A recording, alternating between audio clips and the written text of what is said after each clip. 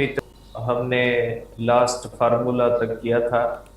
उसके अंदर एक दो बातें थी जो कल रह गई थी, वो आपको बता देता हूँ कि बेटा पोटेंशियोमीटर जो होता है उसके अंदर हमने देखा था कि वो दो ईएमएफ्स को इस तरह से कंपेयर करता है। इस तरह से हमने बनाया था बेटा कि इस तरह से एक सेल होता है जिसको ड्राइवर सेल कहा जाता है, और इस तरह से हमने एक रेजिस्टर बनाया था। इस तरह से रेजिस्टर था बेटा, और यहाँ पे हमने दो सेल लगाए थे।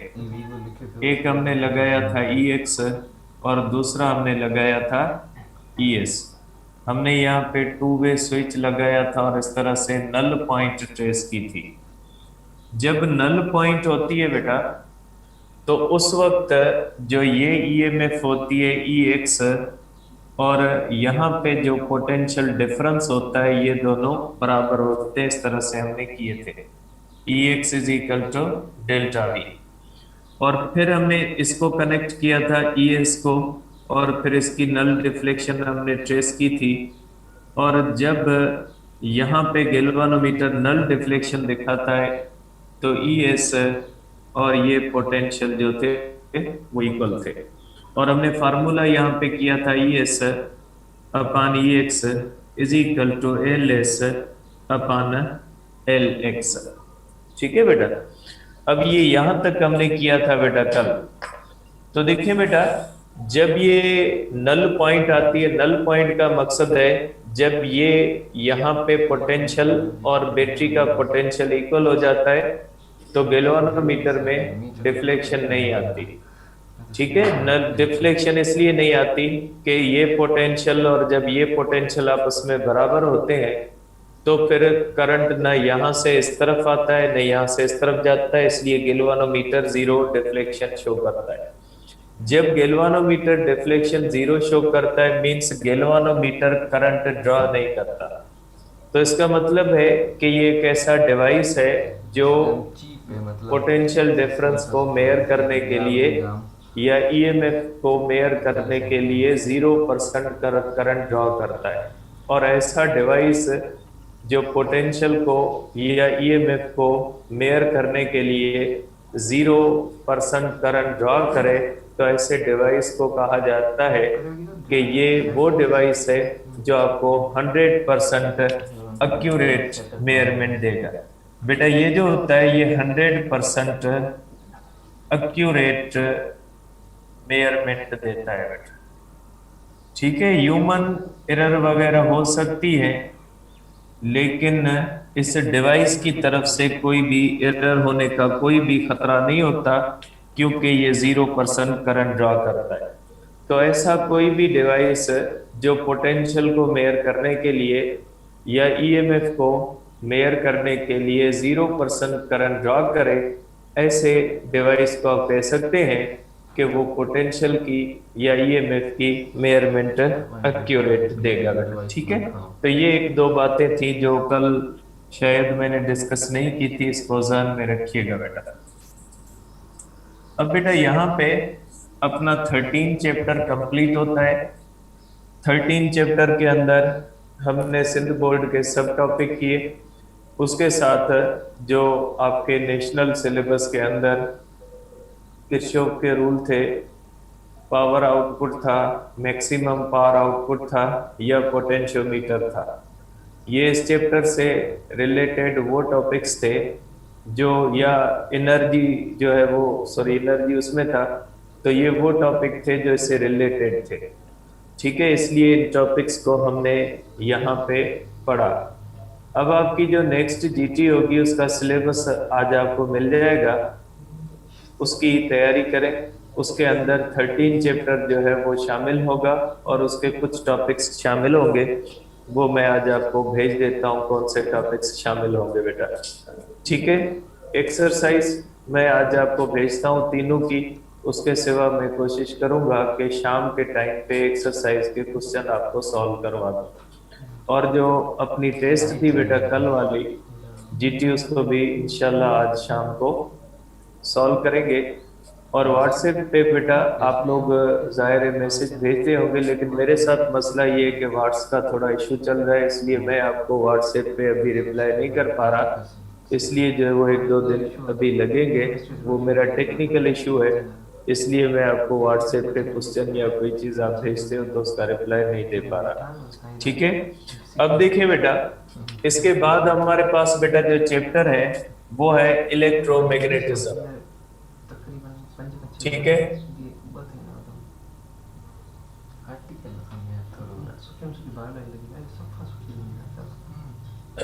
देखिए बेटा, इलेक्ट्रोमैग्नेटिज्म क्या होता है। बहुत ही बेटा आप सबने चैप्टर पढ़ा होगा, और ये चैप्टर बुनियादी तौर पे सिंध बोर्ड के अंदर एक ही चैप्टर है, जबकि केपी और पंजाब के अंदर इसके दो चैप्टर हैं।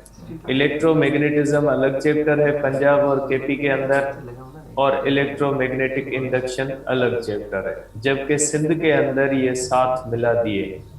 और बेटा आपको पता है रैंकिंग के हिसाब से जो ज्यादा से ज्यादा क्वेश्चंस आते हैं वो इसी चैप्टर के अंदर से आते हैं। ठीक है, दो इलेक्ट्रोमैग्नेटिज्म से आएंगे और दो जो आएंगे वो इलेक्ट्रोमैग्नेटिक इंडक्शन के अंदर आएंगे, आपकी पीएमसी की टेस्ट के अंदर। चैप्टर 13 के अंदर चार होते हैं, वो छोटा चैप्टर है, उसके अंदर चार आते हैं, ज्यादा इंपॉर्टेंट है। ये चैप्टर भी उतना ही इंपॉर्टेंट है कि इसमें भी सिंध के अगर हिसाब से देखें तो सिंध के अंदर एक ही चैप्टर और एक चैप्टर से चार क्वेश्चन आएंगे। ठीक है बेटा। अब इलेक्ट्रोमैग्नेटिज्म को हमने पढ़ना है बेटा। इलेक्ट्रोमैग्नेटिज्म से पहले आपको पता होना चाहिए बेटा मैग्नेट के बारे में, कि मैग्नेट होता क्या है बेटा।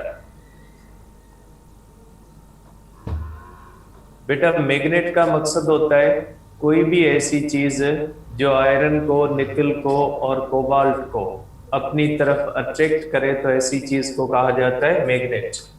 ठीक है। आप कह सकते हैं कि मटेरियल विच अट्रैक्ट्स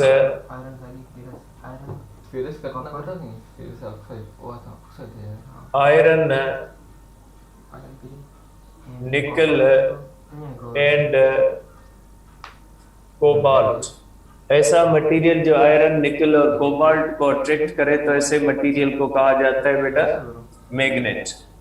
ठीक है बेटा। अब जिस तरह से बेटा आपको पता है चार्ज की दो किस्में होती है, एक पॉजिटिव होती है, एक नेगेटिव होती है। इसी तरह बेटा मैग्नेट के भी दो हिस्से होते हैं, जिसको कहा जाता है पोल्स ऑफ मैग्नेट बेटा। ठीक है, इसको हम कहते हैं बेटा पोल्स ऑफ मैग्नेट बेटा। ठीक है।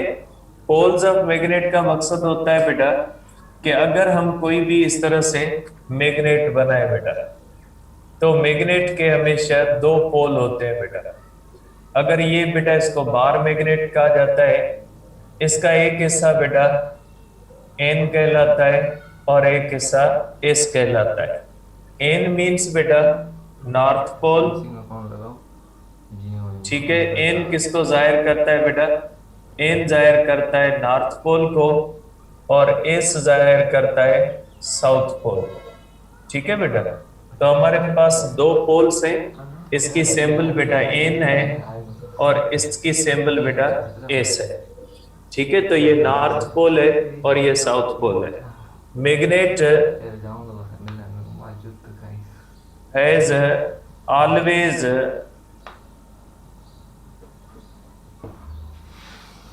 टू पोल, डायपोल कहा जाता है बेटा। ठीक है, मैग्नेटिक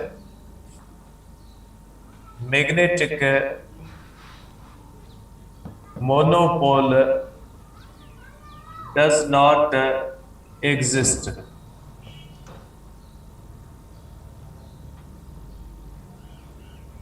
बेटा मैग्नेटिक मोनोपोल एग्जिस्ट नहीं करता। मोनोपोल का मकसद है कि जिस तरह से बेटा चार्ज अकेली रह सकती है, पॉजिटिव या नेगेटिव चार्ज, इस तरह से बेटा मैग्नेट का अकेला नॉर्थ या मैग्नेट का अकेला साउथ नहीं हो सकता। आप मैग्नेट के कितने भी पीसेस करें, सपोज करें ये नॉर्थ और साउथ है, अगर इसके दो पीस करोगे तो वो दोनों पीस भी नॉर्थ और साउथ हो जाएंगे इस तरह से। ठीक है, जरूरी नहीं है बेटा कि इस तरह से जो है वो आप इनको आधा पीस करें तो आधा नॉर्थ बन जाए आधा साउथ, ऐसा नहीं। आप इसको जितना छोटा करते जाओगे उसके भी दो दो पोल्स बनते जाएंगे। तो मैग्नेट हमेशा बेटा डायपोल होता है, ठीक है। इसको आप कह सकते हैं कि मैग्नेट हमेशा डायपोल होता है, इसके जो है वो कभी भी मोनोपोल नहीं होता बेटा, ठीक है। अब इसमें बेटा एक जैसे जो होते हैं बेटा, सिमिलर जो पोल्स होते हैं, similar poles repel each other,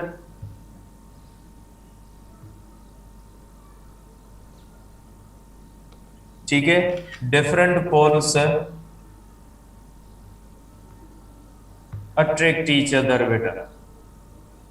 ये बेसिक्स है बेटा जो आपके ध्यान में होने चाहिए, ठीक है बेटा। एक जैसे पोल नॉर्थ नॉर्थ को रिपेल करेगा, साउथ साउथ को रिपेल करेगा, अपोजिट जो पोल्स होंगे बेटा एक दूसरे को अट्रैक्ट करेंगे।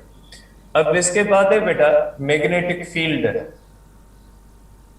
बेटा मैग्नेटिक फील्ड क्या होती है, इसको जाहिर किया जाता है बेटा बी से। मैग्नेटिक फील्ड को किससे जाहिर किया जाता है बेटा, बी से, ठीक है। अब इसको आप इस तरह से कह सकते हैं बेटा, स्पेस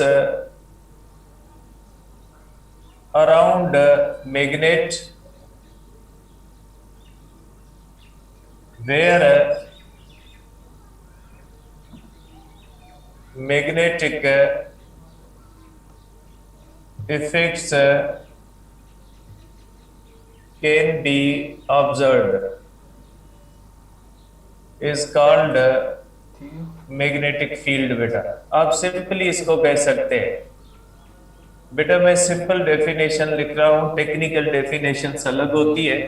तो बेटा इसको मैग्नेटिक फील्ड कहा जा सकता है। जैसे फॉर एग्जांपल बेटा कि अगर हमारे पास ये मैग्नेट है, ठीक है, इसका नॉर्थ है और इसका साउथ है, तो वो स्पेस जिस स्पेस के अंदर इस मैग्नेट का असर महसूस किया जा सकता है, इसको कहा जाता है बेटा मैग्नेटिक फील्ड। इसको आप कह सकते हैं कि ये मैग्नेटिक फील्ड है बेटा, ठीक है। ये इस तरह से मैग्नेटिक फील्ड है जिसके अंदर उस मैग्नेट का असर महसूस किया जा सकता है बेटा, ठीक है। उसके बाद है बेटा मैग्नेटिक फील्ड लाइंस। बेटा मैग्नेटिक फील्ड लाइंस की डेफिनेशन वही सेम है जो इलेक्ट्रिक फील्ड लाइंस की होती है। इलेक्ट्रिक फील्ड लाइंस की डेफिनेशन कौन सी होती है बेटा, इमेजिनरी लाइंस, जो लाइंस इलेक्ट्रिक फील्ड की इंटेंसिटी को और इलेक्ट्रिक फील्ड के डायरेक्शन को दिखाने के लिए ड्रॉ की जाती है, ऐसी इमेजिनरी लाइंस को इलेक्ट्रिक फील्ड कहा जाता है। तो इसी तरह बेटा ये जो मैग्नेट होता है इसके बाहर जो मैग्नेटिक फील्ड होती है, इस मैग्नेटिक फील्ड के अंदर भी बेटा इमेजिनरी लाइंस ड्रॉ की जाती हैं, जिन इमेजिनरी लाइंस का काम होता है मैग्नेटिक फील्ड का डायरेक्शन दिखाना। तो ऐसी इमेजिनरी लाइंस को क्या कहा जाता है, मैग्नेटिक फील्ड लाइंस। आप कह सकते हैं कि lines drawn in magnetic field to indicate direction and strength of magnetic field are called magnetic field lines। बेटा इनको क्या कहा जाता है, मैग्नेटिक फील्ड लाइंस कहा जाता है बेटा। अब ये मैग्नेटिक फील्ड लाइंस कैसे बनती है बेटा, सपोज करें ये हमारे पास बेटा एक मैग्नेट है, ठीक है। आप सपोज करें ये हमारे पास मैग्नेट है, ये इसका एक होता है बेटा नॉर्थ और दूसरा है हमारे पास साउथ बेटा। तो जिस तरह से बेटा पॉजिटिव चार्ज के अंदर और निगेटिव चार्ज के अंदर हम देखते हैं बेटा कि ये लाइनें यहां से निकल के पॉजिटिव से निकल के निगेटिव पे खत्म होती है, लेकिन बेटा इसमें ऐसा नहीं होता। इसमें ये मैग्नेटिक फील्ड लाइंस बेटा इस तरह से नॉर्थ से निकल के साउथ के अंदर जाती है, ठीक है बेटा। ये मैग्नेटिक फील्ड लाइंस, इनका डायरेक्शन बेटा इस तरह से होता है, इनका डायरेक्शन बाहर जो होता है वो from north to the south होता है, जबकि अंदर जो डायरेक्शन होता है वो होता है फ्रॉम साउथ टू नॉर्थ बेटा। ठीक है, तो आप कह सकते हैं बेटा कि आउटसाइड, आउटसाइड डायरेक्शन जो होता है बेटा, direction of lines are b बेटा मैग्नेटिक फील्ड वेक्टर क्वांटिटी है, ये होता है बेटा नॉर्थ टू साउथ बेटा। ठीक है, आउटसाइड क्योंकि लाइनें किस तरफ जाती हैं बेटा, लाइनें जाती हैं नॉर्थ टू साउथ, जबकि इनसाइड कहाँ पे जाती हैं बेटा, ये इनसाइड जाती हैं बेटा, ये जो है वो इनसाइड डायरेक्शन जो होता है बेटा, डायरेक्शन होता है डायरेक्शन ऑफ लाइंस या बी, ये होता है बेटा साउथ टू नॉर्थ बेटा, ये ध्यान में रखिएगा। ठीक है, अब यहां पे बेटा एक और बात बहुत ही इंपॉर्टेंट है बेटा बेटा ठीक है, मैग्नेटिक फील्ड का डायरेक्शन कौन बताता है, जिस तरह से इलेक्ट्रिक फील्ड का डायरेक्शन कौन बताता है बेटा, टेस्ट चार्ज बताती है। टेस्ट चार्ज दो काम करती है, कौन से, टेस्ट चार्ज एक काम ये करती है कि वो magnetic field sorry electric field की इंटेंसिटी के बारे में बताती है, और दूसरा इलेक्ट्रिक फील्ड के डायरेक्शन के बारे में बताती है। बिल्कुल इसी तरह बेटा अगर हम मैग्नेटिक फील्ड का डायरेक्शन देखना चाहें, स्ट्रेंथ नहीं बेटा, अगर मैग्नेटिक फील्ड का डायरेक्शन दिखाना चाहे या किसी मटेरियल के बारे में जानना चाहें कि ये मैग्नेट है या नहीं है, तो उसके लिए हम क्या करेंगे, एक छोटा सा डिवाइस है जिसको कंपास कहा जाता है बेटा। कंपास एक छोटा सा डिवाइस होता है जिसका काम क्या होता है, जिसका काम होता है बेटा मैग्नेटिक फील्ड का डायरेक्शन दिखाना। ठीक है बेटा, यहाँ पे डायरेक्शन ऑफ बेटा सिर्फ डायरेक्शन, स्ट्रेंथ नहीं होती इसके अंदर, direction of magnetic field is determined या can be determined using compass बेटा। ये कंपास को जाहिर करता है बेटा, कंपास इसके बारे में बताता है बेटा। तो ये बात बेटा याद रखिएगा कि मैग्नेटिक फील्ड का डायरेक्शन बताने के लिए हम किसका सहारा लेते हैं बेटा, कंपास का सहारा लेते हैं। ठीक है बेटा, अब ये बुनियादी चीजें हैं बेटा जो आपके माइंड में होनी चाहिए, ये ध्यान में रखिएगा बेटा। और उसके बाद अर्थ की भी मैग्नेटिक फील्ड होती है बेटा। अर्थ खुद जो है वो एक ह्यूज मैग्नेट है बेटा, अर्थ की भी मैग्नेटिक फील्ड होती है बेटा। ठीक है, अब यहाँ पे थोड़ा बेटा ध्यान में रखिएगा कि अर्थ बेटा इस तरह से होती है।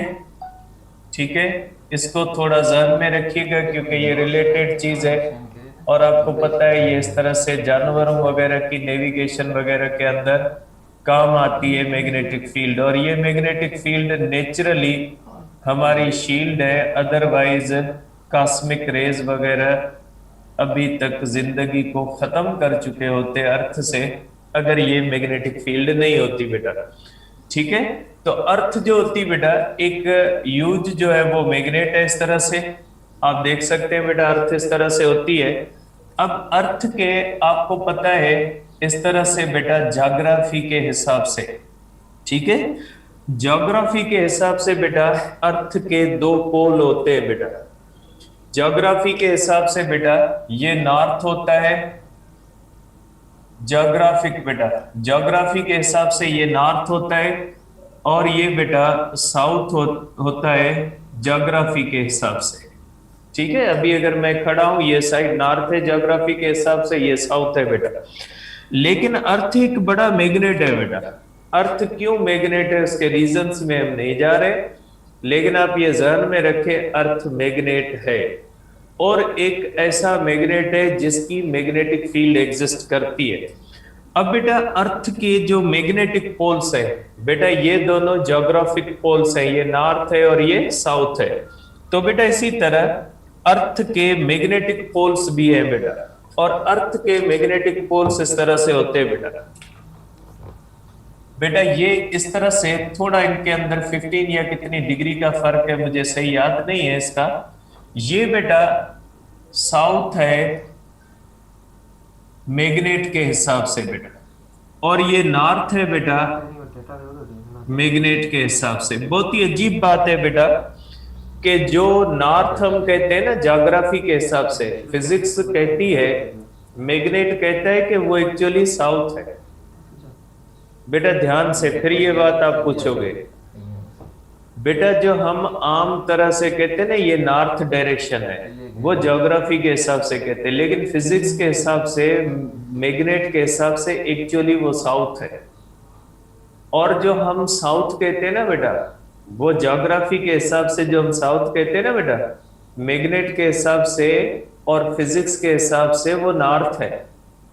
ठीक है। और मैग्नेटिक फील्ड का डायरेक्शन किस तरफ होता है बेटा? मैग्नेटिक फील्ड का डायरेक्शन हमेशा फ्रॉम नॉर्थ टू साउथ होता है, तो ये मैग्नेटिक फील्ड का डायरेक्शन होता है बेटा ये इस तरह से। तो बेटा अर्थ की मैग्नेटिक फील्ड का डायरेक्शन जो होता है वो होता है फ्रॉम साउथ टू नॉर्थ। तो आप कहोगे सर साउथ टू नॉर्थ कैसे? बेटा साउथ कौन सा? ज्योग्राफी वाला। एक्चुअली वो कौन सा है? नॉर्थ है। तो बोलने में हम क्या बोलेंगे? ज्योग्राफी वाला डायरेक्शन बोलेंगे। इसलिए हम कहते हैं कि इसका डायरेक्शन किस तरफ है बेटा? इसका डायरेक्शन है फ्रॉम साउथ टू नॉर्थ, क्योंकि बोलने में जो डायरेक्शन हम बोलते हैं वो ज्योग्राफी के डायरेक्शन बोलते हैं। तो बेटा ये अर्थ की मैग्नेटिक फील्ड है। अर्थ की मैग्नेटिक फील्ड बेटा अर्थ के ऊपर जो होती है वो नॉन यूनिफॉर्म होती है। ठीक है। और ये जो बेटा पोल्स होते हैं यहाँ पोल्स पे स्ट्रांग होती है बेटा। ठीक है, पोल पे स्ट्रांग होती है, चाहे ये बेटा इसके ऊपर भी पोल के ऊपर बेटा स्ट्रांग होती है, जबकि नॉन यूनिफॉर्म होती है और बहुत ही वीक फोल्ड फील्ड होती है बेटा। ये अर्थ की मैग्नेटिक फील्ड है। और अर्थ की मैग्नेटिक फील्ड बेटा इसका डायरेक्शन है बेटा अर्थ मैग्नेटिक फील्ड बेटा। अर्थ की मैग्नेटिक फील्ड जो होती है इसका डायरेक्शन होता है बेटा साउथ ज्योग्राफिकल जो नॉर्थ बेटा ज्योग्राफिकल बेटा मैंने जो डायरेक्शन बताए कॉमनली बुक्स के अंदर भी ये लिखा हुआ देखोगे। और आप पूछोगे सर आपने तो कहा मैग्नेटिक फील्ड का डायरेक्शन नॉर्थ टू साउथ है, यहाँ पे तो साउथ टू नॉर्थ लिखा है। तो बेटा लिखने में हम अर्थ के बारे में जब भी बात करते हैं तो हम लिखेंगे ज्योग्राफी के डायरेक्शन। तो बेटा ज्योग्राफी के डायरेक्शन और मैग्नेट के डायरेक्शन में फर्क होता है अर्थ के लिए। तो बेटा ये जो मैग्नेटिक पोल्स होते हैं ये अलग होते हैं अर्थ के, और ज्योग्राफिक पोल्स अलग होते हैं बेटा। ठीक है, पिक्चर मोकले से नहीं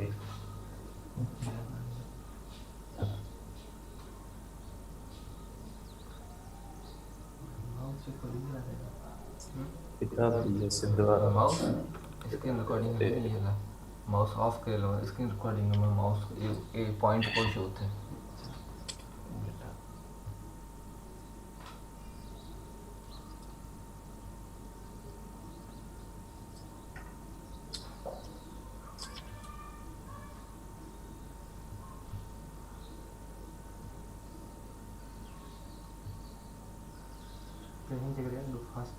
बेटा अब आ जाए आप अपने जो है वो इलेक्ट्रोमैग्नेटिज्म में पेज नंबर 110 अगर खोल लें आपके पास सिंध का, अगर आपके पास बुक है तो बेटा।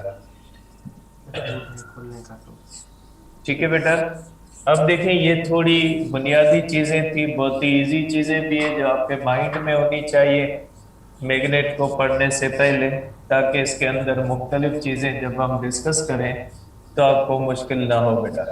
ठीक है, चैप्टर मुश्किल है बेटा, और कोशिश करें कि मॉर्निंग के अंदर अटेंड करें, क्योंकि इवनिंग के अंदर उस तरह रेगुलर क्लासेस नहीं होगी जिस तरह से मॉर्निंग के अंदर होती है। वो तो रिवीजन क्लासेस हैं, जरूरी नहीं वो रोज हो बेटा।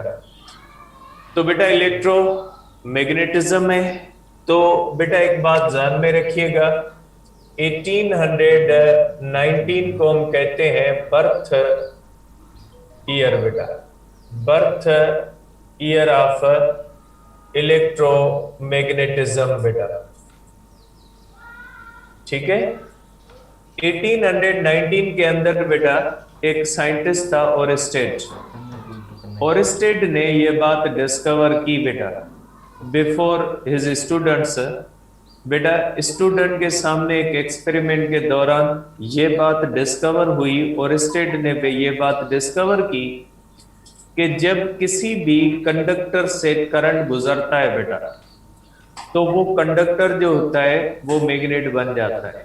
एक्चुअली एक्सपेरिमेंट ये था कि बेटा ओरेस्टेड अपने स्टूडेंट्स को कोपेनहेगन यूनिवर्सिटी के अंदर एक एक्सपेरिमेंट करवा रहा था लेबोरेटरी के अंदर करंट के ऊपर। तो बेटा उस एक्सपेरिमेंट के दौरान टेबल के ऊपर कोई कंपास पड़ा हुआ था बेटा।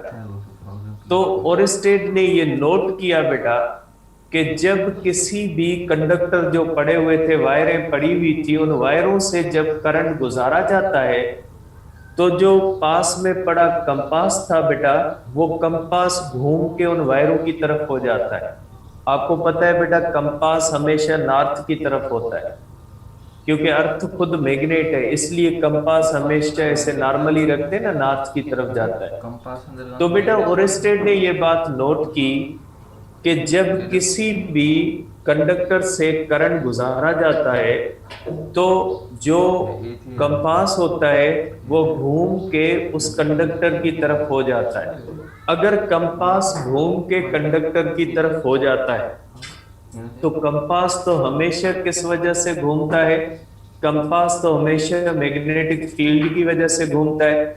इसका मतलब ये हुआ कि जब किसी भी कंडक्टर से करंट गुजरता है तो वो मैग्नेट बन जाता है। ये डिस्कवर किया था ओरेस्टेड ने 1819 के अंदर। इसलिए हम कहते हैं कि 1819 जो है वो बर्थ ईयर ऑफ इलेक्ट्रोमैग्नेटिज्म है। और ये एक एक्सीडेंट डिस्कवरी थी बेटा, एक्सीडेंटल डिस्कवरी थी, जिसके अंदर ड्यूरिंग एक्सपेरिमेंट ओरेस्टेड ने ये बात डिस्कवर की थी कि जब किसी भी कंडक्टर से करंट गुजरता है तो उस कंडक्टर में करंट गुजरने की वजह से वो कंडक्टर जो होता है वो मैग्नेट बन जाता है। तो बेटा किसी भी कंडक्टर में करंट गुजरने की वजह से उस कंडक्टर का मैग्नेट बन जाना, इस इफेक्ट को कहा जाता है इलेक्ट्रोमैग्नेटिज्म बेटा।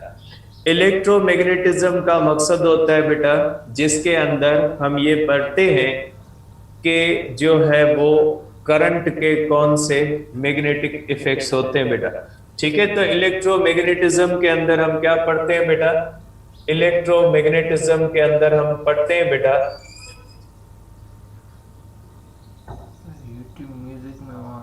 मैग्नेटिक इफेक्ट्स ऑफ करंट बेटा। मैग्नेटिक इफेक्ट्स ऑफ करंट हम पढ़ते हैं बेटा। ये किसने डिस्कवर किया था? ओरेस्टेड ने बेटा। डिस्कवर्ड बाय ओरेस्टेड बेटा। ओरेस्टेड ने जो है वो इसको डिस्कवर किया था कि जब किसी भी करंट कैरिंग कंडक्टर, जब किसी भी कंडक्टर से करंट गुजारा जाएगा तो वो कंडक्टर मैग्नेट बन जाएगा। तो बेटा किस करके करंट गुजरने से मैग्नेट बन जाने के इफेक्ट को इलेक्ट्रोमैग्नेटिज्म कहा जाता है। अब देखिए बेटा, अब इसके ऊपर आगे काम किया एम्पियर ने बेटा। अब अगर किसी भी चीज से करंट गुजरता है तो वो जो मैग्नेट बन जाती है बेटा, वो मैग्नेट क्यों बनती है? इसका रीजन बेटा बताया एम्पियर ने।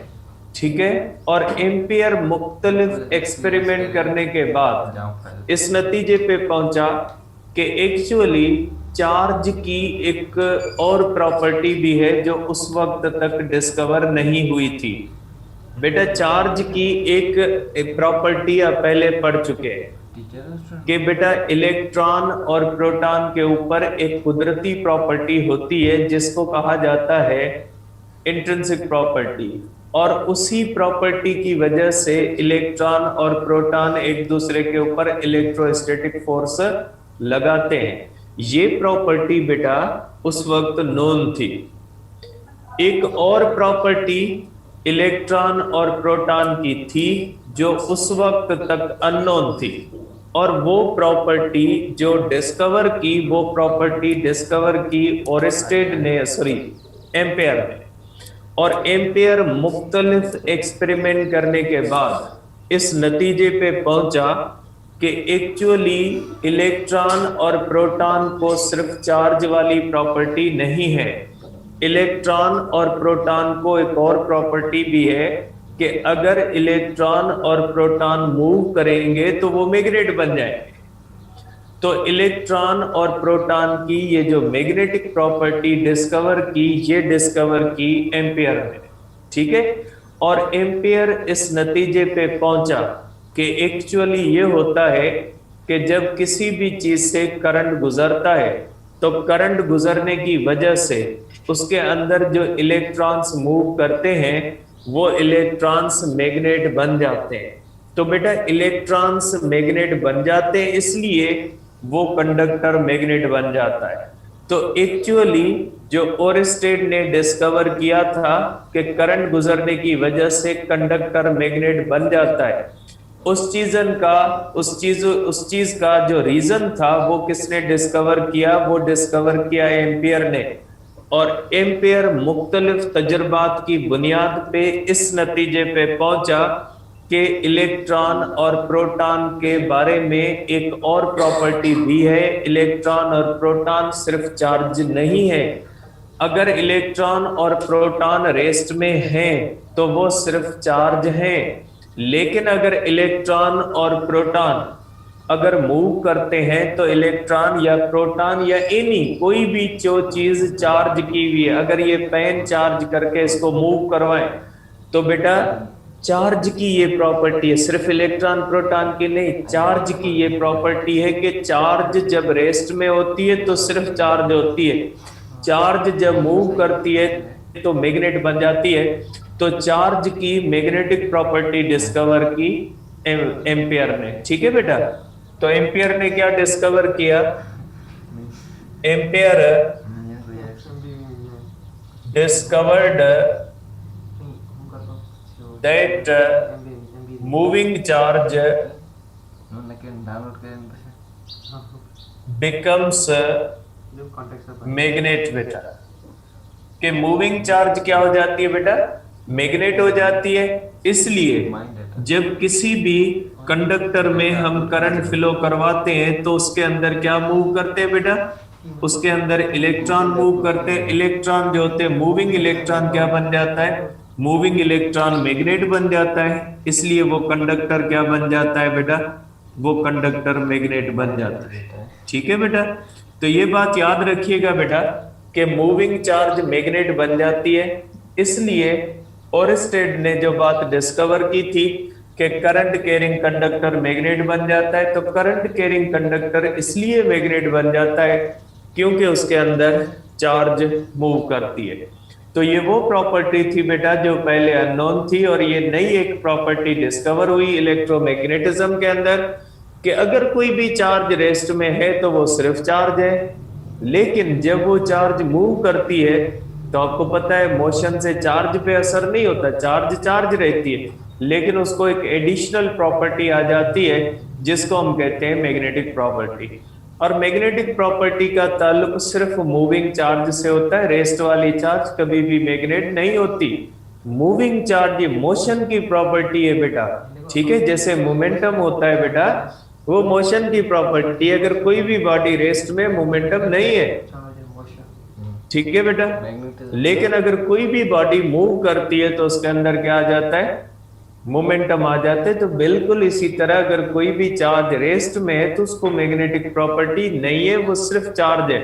लेकिन अगर वो मूव करेगी तो वो मैग्नेट बन जाएगी। ये मोशन की प्रॉपर्टी है बेटा कि चार्ज के अंदर एक और भी, बेटा इसको इंट्रिंसिक प्रॉपर्टी कह सकते हैं कि ये चार्ज की एक और इंट्रिंसिक प्रॉपर्टी है कि मूविंग चार्ज मैग्नेट बन जाती है बेटा, ठीक है। अब ये मूविंग चार्ज दो तरह से हो सकती है बेटा। पहला हो सकता है बेटा, पहली इसके अंदर चीज हो सकती है आइसोलेटेड मूविंग चार्ज बेटा। मूविंग चार्ज बेटा, आइसोलेटेड मूविंग चार्ज बेटा। आइसोलेटेड मूविंग चार्ज का मकसद है बेटा चार्ज मूविंग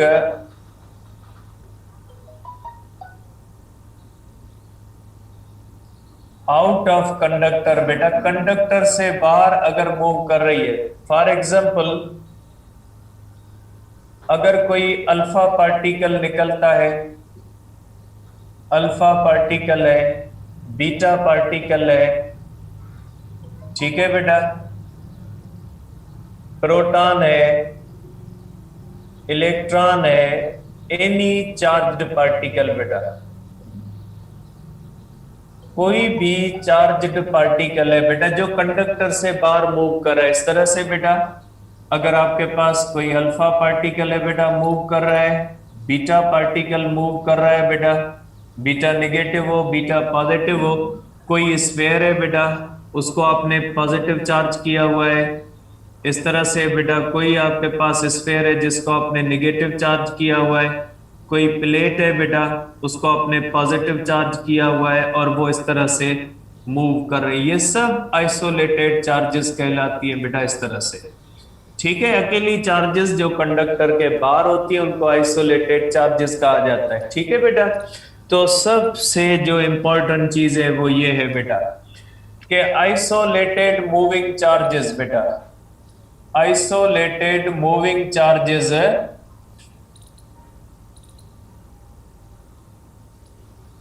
हैव बोथ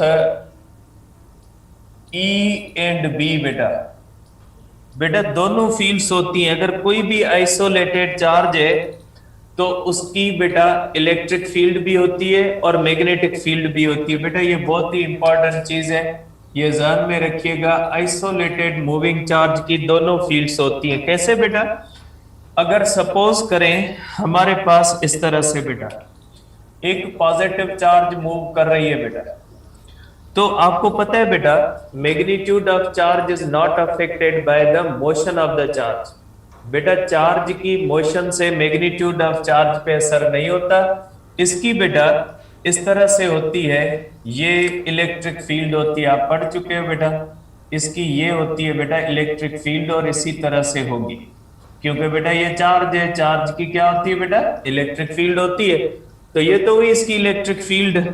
अब अगर ये मूव कर रही है बेटा तो मोशन के अंदर इसके पास क्या होगी बेटा, ये इसकी वेलोसिटी का डायरेक्शन है बेटा, वेलोसिटी वेक्टर है।